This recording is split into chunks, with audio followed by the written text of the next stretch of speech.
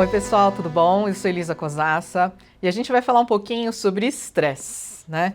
Quando é que estresse é um problema? Aí você vai perguntar para mim, mas espera aí, tem estresse que não é um problema? Vocês vão ver que sim, tem estresse que é bom, tem um bom estresse que nos motiva, nos dá energia, nos dá vontade de fazer as coisas, né?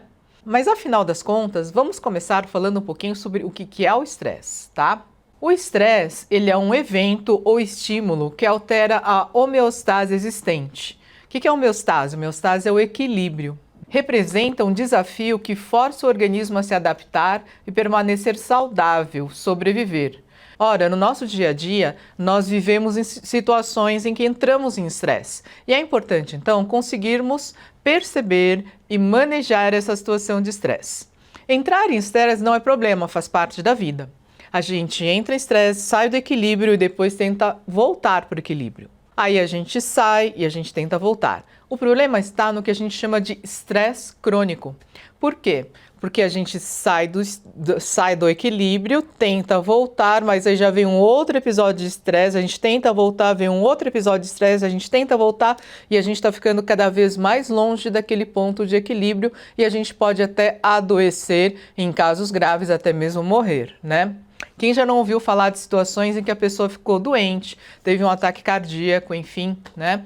Então, nós precisamos nos cuidar e perceber o estresse, né? Quando ele começa a ficar prejudicial, ruim, assim que possível.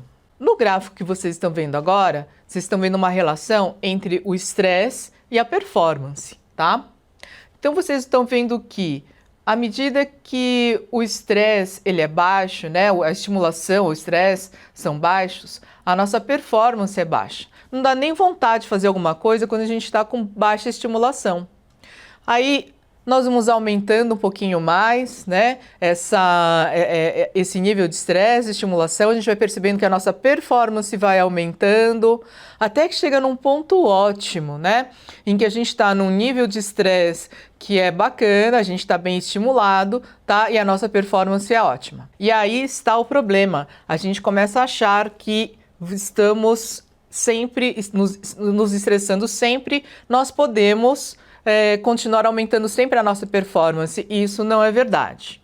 Vocês vão começar a perceber desse outro lado da curva aqui, que à medida que a gente vai aumentando esse estresse, a nossa performance começa a cair, ok?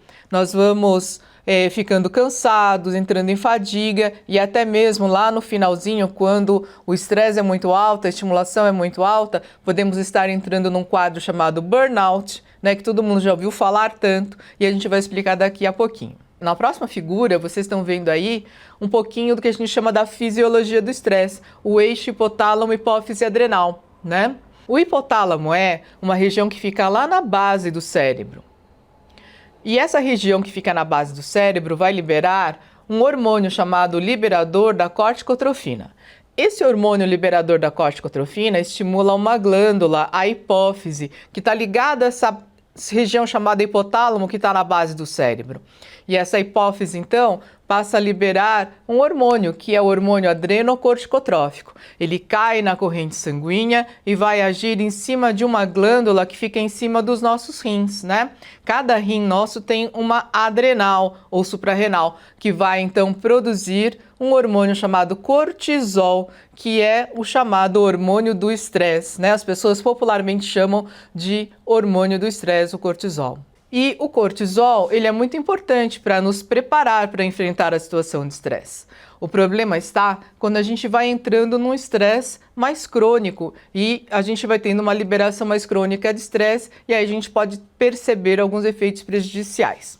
Mas antes da gente entrar mais a fundo na questão dos prejuízos do estresse, eu queria lembrar para vocês que existe o bom estresse, que é chamado de eustresse.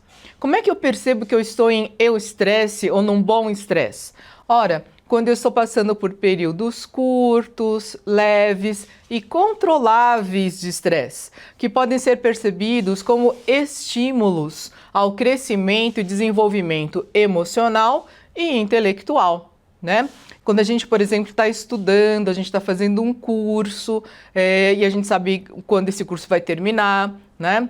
Quando a gente tem um novo desafio no trabalho, uma nova sala de aula e a gente vai lá então querer conhecer um pouco mais esses alunos, ok?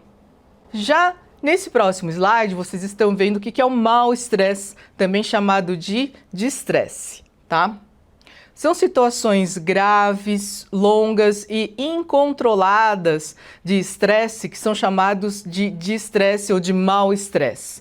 Quando nós entramos numa situação de estresse, né, então começamos a sentir os prejuízos, né, de estar estressado. Por exemplo, quando você mora num lugar onde, enfim, tem muito trânsito, tem muito barulho, a gente pode acabar entrando numa situação de estresse. E quando a gente começa a entrar em estresse, vocês vão começar a perceber algumas reações típicas. Por exemplo, perturbações emocionais, eu já não consigo lidar bem com as emoções, posso sentir dores de cabeça ou ter insônia, perturbações gástricas e intestinais, posso ter problemas imunológicos e começar a adoecer mais facilmente. Sabe quando você começa a ficar gripado toda hora?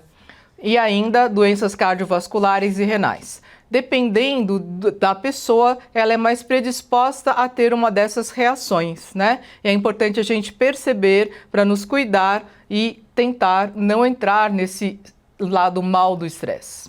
Nessa outra figura, vocês estão vendo cérebros, né? De um lado, cérebro de pessoas que não eram estressadas e do outro lado, cérebros de pessoas realmente estressadas, tá? Essas pessoas que não eram estressadas, elas só tinham queixas de estresse, ok? Do lado direito, vocês estão vendo aí as pessoas realmente estressadas e os dois grupos estão fazendo uma tarefa enquanto o cérebro delas está sendo avaliado, né? A tarefa era uma tarefa de atenção, então a pessoa tinha que manter a atenção e tentar controlar os impulsos, tá? Nessa tarefa. O que a gente percebe? Quem era realmente estressado e não tinha só queixas de estresse, quem era estressado está tendo aí que usar mais cérebro, né? Utilizar mais recursos cerebrais para ter o mesmo desempenho que o grupo de pessoas que não eram estressadas de verdade, só estavam com queixas de estresse. Em outras palavras, o estresse altera a forma como o seu cérebro funciona. Muito cuidado, então, porque esse estresse crônico é uma das coisas que pode acabar te levando ao burnout. O que é o burnout? É uma combinação de exaustão emocional, despersonalização. O que é isso? Quando a gente não sente que está conectado o corpo com o que a gente está pensando, uma certa dissociação entre corpo e processos mentais, uma baixa realização pessoal, causada pelo estresse crônico no trabalho. Então, o burnout, ele começa no trabalho. Mudanças de humor, insônia, perda de prazer, irritabilidade, depressão, queda da imunidade, dificuldades de concentração. Então, o burnout, gente, ele inicia no trabalho, mas afeta todos os aspectos da sua vida. É por isso que é importante a gente prestar atenção para o burnout. E aqui uma frase, né, da Simone Biles, aquela ginasta americana que ficou tão conhecida no ano passado, não só porque ela é um baita de um talento, né, e se esperava tanto que ela tivesse muitas medalhas na Olimpíada de Tóquio, mas porque ela se percebeu em burnout, né, e ela até resolveu não participar da final da equipe olímpica americana, né, porque ela achou que ela poderia prejudicar o desempenho da equipe. Em uma das entrevistas, inclusive, ela disse: "Preciso focar na minha saúde mental. Temos que proteger nossas mentes e corpos e não apenas sair fazendo o que o mundo quer que a gente faça." Sabedoria, né? Mesmo de uma pessoa tão jovem. E aí a minha proposta é que vocês façam uma atividade depois dessa aula, uma dinâmica, tá?